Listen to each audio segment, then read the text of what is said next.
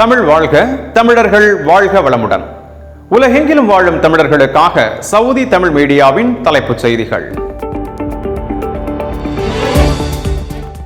ரமதானின் முதல் 20 நாட்களில் 20 மில்லியன் மக்கள் நபிகள் நாயகத்தின் மசூதியில் தொழுதுள்ளனர். குடிமக்கள், குடியிருப்பாளர்கள் மற்றும் பார்வையாளர்களுக்கு 50% போக்குவரத்து அபராத குறைப்பு பொருந்தும். விரிவான செய்திகள்.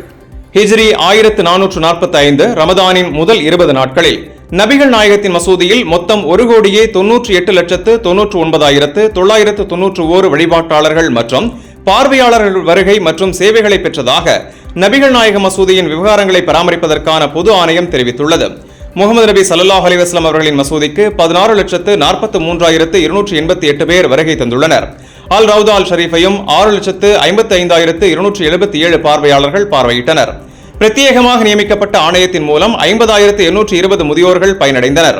2,56,804 நபர்களுக்கான இருப்பிட திசைக்கான சேவைகள், 1,44,382 நபர்களால் தகவல் தொடர்பு சேனல் பயன்பாடு மற்றும் 3,10,161 நபர்களுக்கு உதவ மொழிபெயர்ப்பு சேவைகள் உள்ளிட்ட பல்வேறு சேவைகள் பார்வையாளர் அனுபவத்தை மேம்படுத்துவதற்காக வழங்கப்பட்டன. 1,85,544 பேர் போக்குவரத்து சேவைகளை பயன்படுத்தினர்.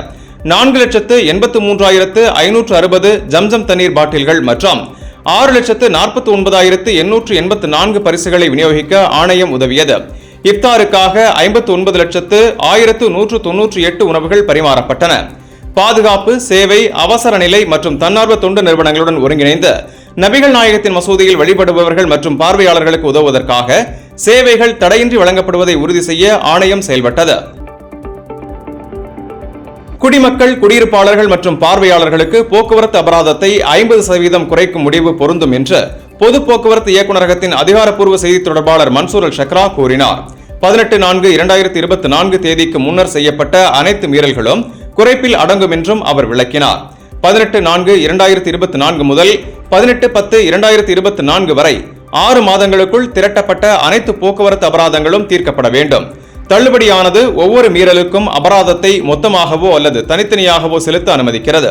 புதிய அறிவிப்பின்படி போக்குவரத்து சட்டத்தின் பிரிவு 75 18/4/2024 முதல் செய்யப்படும் குற்றங்களுக்கு பொருந்தும். இது ஒரு மீறலுக்கு 25% குறைப்பை வழங்குகிறது. 25% குறைப்புக்கு தகுதியில்லாத வழக்குகளுக்கு 90 நாள் நீட்டிப்புக்கு விண்ணப்பிக்காமல் 15 நாள் கட்டண காலம் காலாவதியாகிவிட்டாலோ அல்லது சிறப்பு 90 நாள் கட்டண காலத்திற்கு பிறகு 30 நாட்களுக்கு பிறகு கோரிக்கை விடுக்கப்பட்டாலோ இந்த குறைப்பு பொருந்தாது.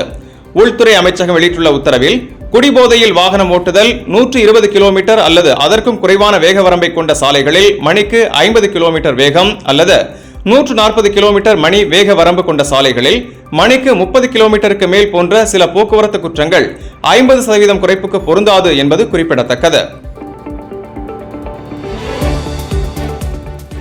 இன்றைய வர்த்தக செய்தி.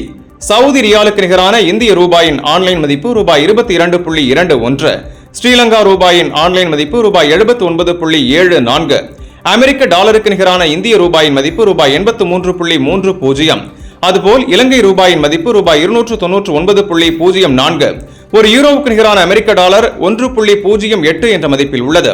இனி இன்றைய தங்க விலை நிலவரத்தை பார்ப்போம். சவுதி அரேபியாவில் 22 கேரட் 1 கிராம் 268 ரியால்கள், ஒரு பவுன் 2144 ரியால்கள்.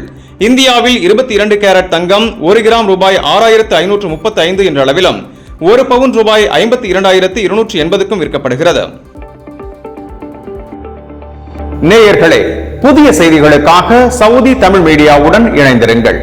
இன்றைய செய்திகளை உங்களுக்காக வாசித்து அளித்தவர் நான் முகமது இஸ்மாயில். அன்பு தமிழ் உறவுகளே, எங்கள் சேவை மேம்பட உங்களின் கருத்துக்களை கமெண்ட் செய்யுங்கள்.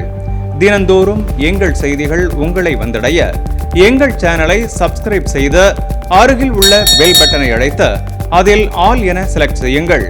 மேலும் நீங்கள் அறிந்து கொண்ட செய்திகளை உங்கள் நண்பர்களுக்கு ஷேர் செய்து உதவுங்கள். நன்றி. மீண்டும் சந்திப்போம் புதிய செய்திகளுடன்.